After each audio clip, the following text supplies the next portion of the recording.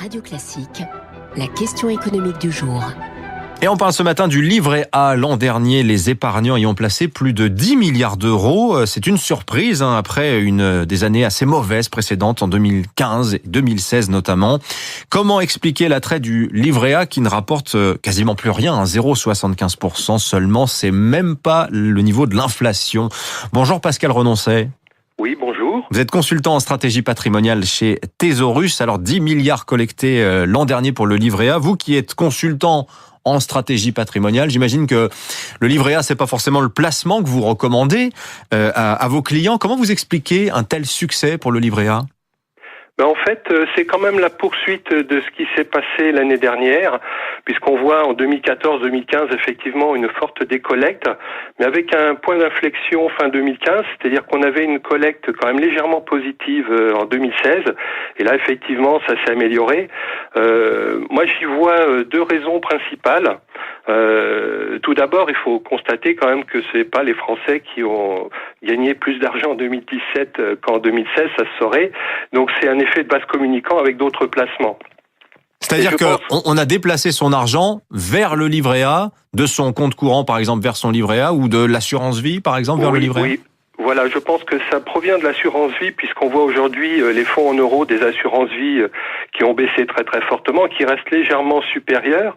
Mais si on prend en compte la fiscalité, puisque le livret A est exonéré, on voit aussi les assureurs qui poussent de plus en plus à prendre une quote-part des placements sur des unités de compte. Parce qu'ils ont c'est les assurances vie en fait indexées sur des actions, notamment des placements un peu plus risqués, mais aussi plus rémunérateurs. C'est ça les unités de compte, je le rappelle. Oui, voilà, tout à fait. Mais je crois que le français est très frileux et donc recherche vraiment des valeurs sécurisées. Et à part le fonds en euros, vous avez que dans l'épargne exonérée de fiscalité, vous avez le livret A et puis le livret d'épargne.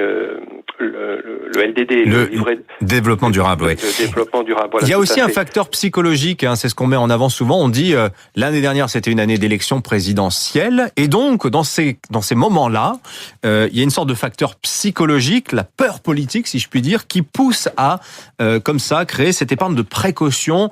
Le livret A a l'avantage d'être très facilement disponible. C'est crédible ça? On peut placer son argent sur le livret A parce que on est incertain du résultat des élections politiques?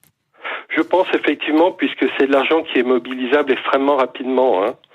Et si on regarde en plus la valeur moyenne qui est mise sur des livrets A, qui est assez faible en fait, qui est de l'ordre de 4 000 euros, donc on peut estimer effectivement que la plupart des gens ont cette facilité de pouvoir mettre de l'argent sur le livret A. Les autres placements sont plus longs en tout cas à mobiliser. Alors justement, d'ailleurs, le gouvernement, on l'entend beaucoup, veut flécher l'argent des Français vers les entreprises, donc c'est un peu plus risqué, mais aussi potentiellement plus rémunérateur. Cette bonne collecte 2017, est-ce que c'est pas un mauvais signe aussi pour le gouvernement? Est-ce que vous pensez que ça va baisser cette collecte du livret A cette année-là pour 2018? Je suis assez sceptique parce que, comme je vous disais précédemment, les Français sont quand même très frileux. Alors, faut savoir quand même, là, c'est surtout en plus vers les PME que le gouvernement veut orienter l'épargne, et c'est quand même le secteur le plus volatile. Quand on investit dans des grandes entreprises, les risques sont quand même moins importants que sur des PME.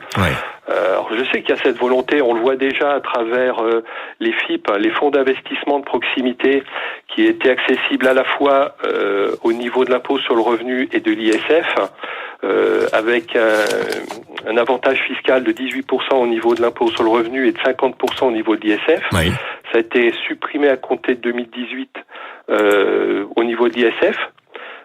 Pour améliorer l'exonération côté impôt sur le revenu en le portant à 25%. Autrement dit, mais je suis pas sûr que ça porte ses fruits. Si déjà les plus riches sont un peu hésitants sur l'investissement dans les PME, c'est pas évident que les Français, avec ce petit bas de laine du livret A, basculent vers le financement de l'économie productive. Merci Pascal Renoncet. J'ai une deuxième, si vous voulez bien. Pardonnez-moi, je suis désolé, on n'a plus le temps, mais merci en tout cas de votre intervention ce matin. Je rappelle que vous êtes consultant en stratégie patrimoniale chez Thésaurus. Il est 6h59. Dans un instant, la météo et le journal de Laurence Gontier.